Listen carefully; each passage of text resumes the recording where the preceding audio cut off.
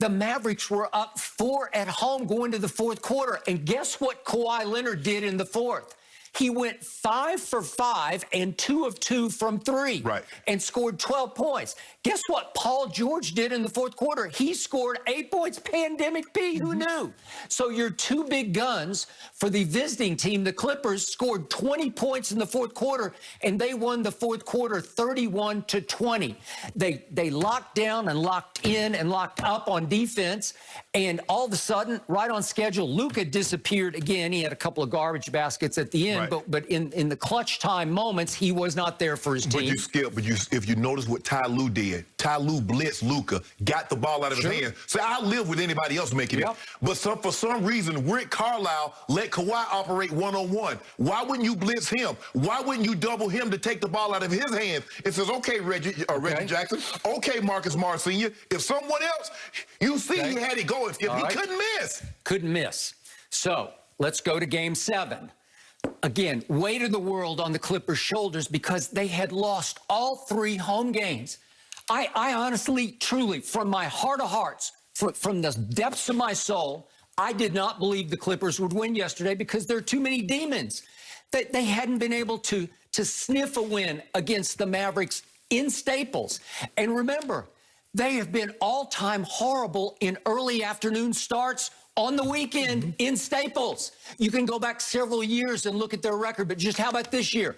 They were going into yesterday 1-3 in those noontime starts at Staples on a Saturday or a Sunday. Well, this out here in the Pacific time, as you know, was a 12:30 start. Usually they sleepwalk for a while, and you can argue they sleptwalked at the first of this game because the Mavericks came right out hot. Luka's bombing threes, shooting them up into the rafters, rainbows that come completely out of the rafters. There's nothing up in the rafters for the Clippers, right? And then it comes straight down and swishes. He was swishing, bombing threes in the first half, and it looked like the Mavericks were about to take control, and then the Clippers had a little surge at the end of the half and went up 8. And what did I tweet at halftime? You can look it up on my timeline. I predicted correctly that the 8-point lead would quickly turn into a 5-point Dallas lead. Check it out. And guess what happened? I nailed it. 8 points went to -5 points immediately in the third quarter. So Dallas is up 5 with, what was it, like 7 minutes left, I think, in the third quarter. And let me get my sheet out here. And then here came the Clippers. They go on a 30-6 run.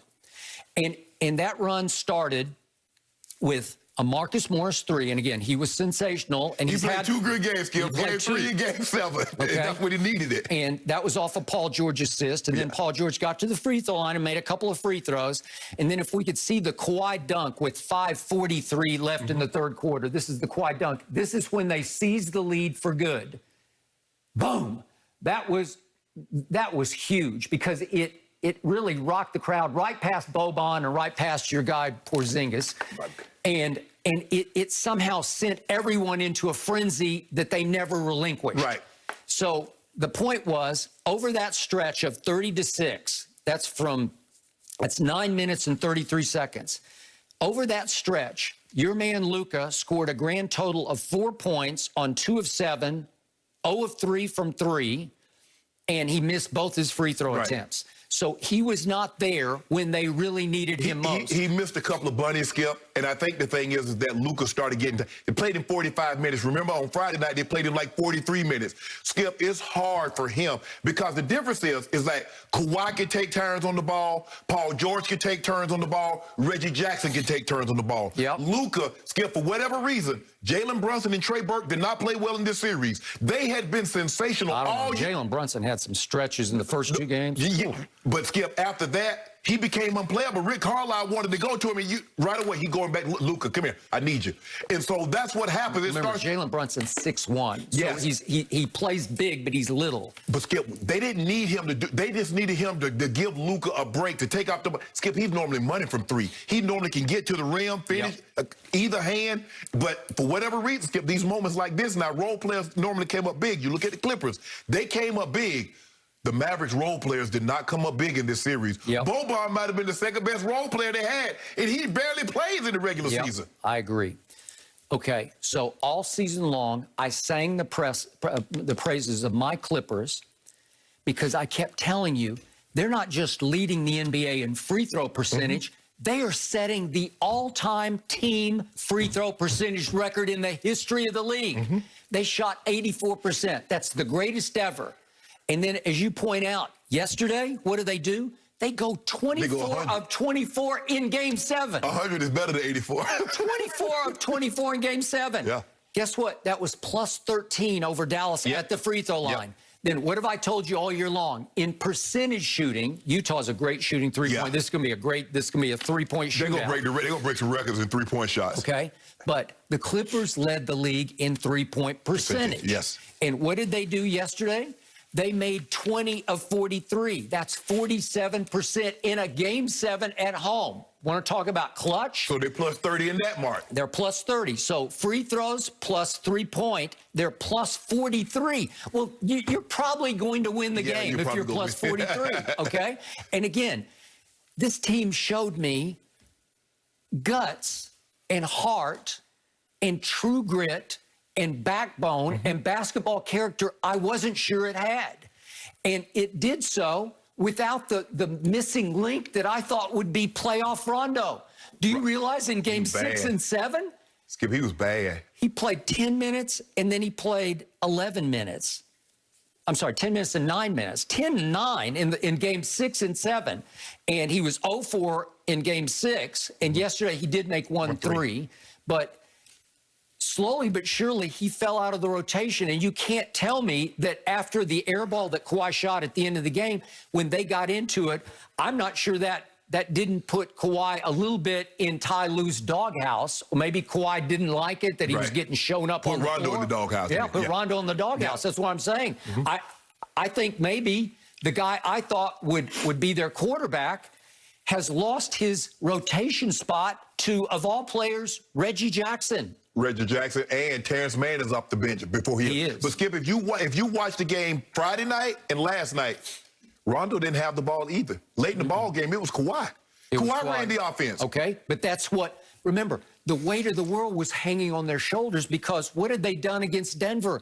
They were up 3 games to 1, and they had leads of 19 and 14 and 12 in the 3 closeout games, and they lost all 3 of them because they did not have a quarterback. They had no true point guard who could organize them and set them up to win the game. But like you said, Kawhi against the zone, he just started playing off the elbow, you know, hit me first in the middle, and then I'll kick it or I'll wheel on somebody. But Skip, if Kawhi had played like he played these last 3 games last year, it's a moot point.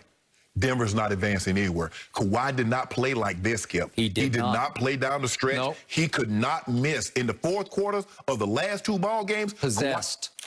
And if you go back and look at Nicholas Batum. I thought Nicholas Batum was Dominique Wilkins. Nicholas Batum was getting the ball wheeling and going and dunking on people. He tried to dunk on Ball Pond. He did. That ain't Nicholas Batum game. Yeah.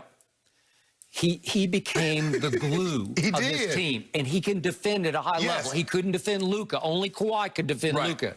And I give Kawhi high marks because he sucked it up and reached down and played some defense. You've been accusing him he can't sit in the chair anymore.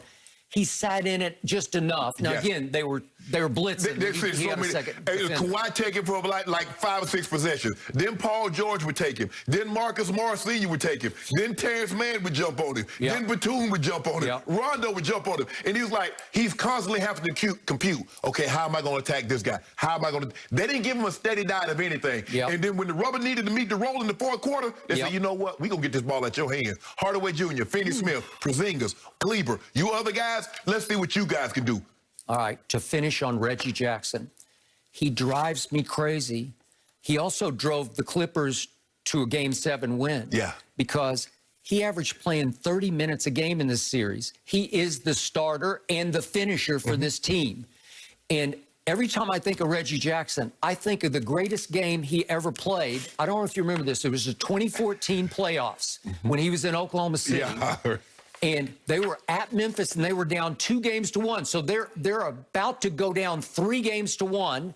as Kevin Durant in this game at Memphis, it was the game 4, he shoots 5 of 21 and 1 of 7 from 3. Russell Westbrook shot 6 of 24 and 1 of 6 from 3. So they combined to go 11 of 45 and 2 of 13 from 3.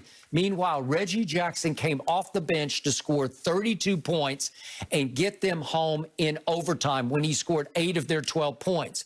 He is a big-time shooter and scorer. You have to live with him. You have to live with it because he's going to take some bad shots and miss some bad shots. Well, remember, Skip, you know, they wanted to re-sign Reggie, but Reggie wanted to go be his own guy. He did. He could say, I can't be this with Russ here. So Detroit. he ended up going to Detroit. It was a little bad blood because, you know, Reggie like, y'all do y'all thing over here. I need to get over here and do my own thing. He is, Skip. He's a scorer. You have to take the good with the bad.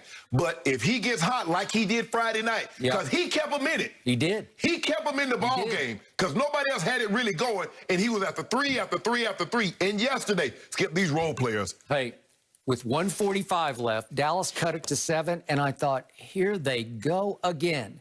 And what happened at that moment, if we could see it? Reggie happened. He did. And I said, no, no, no.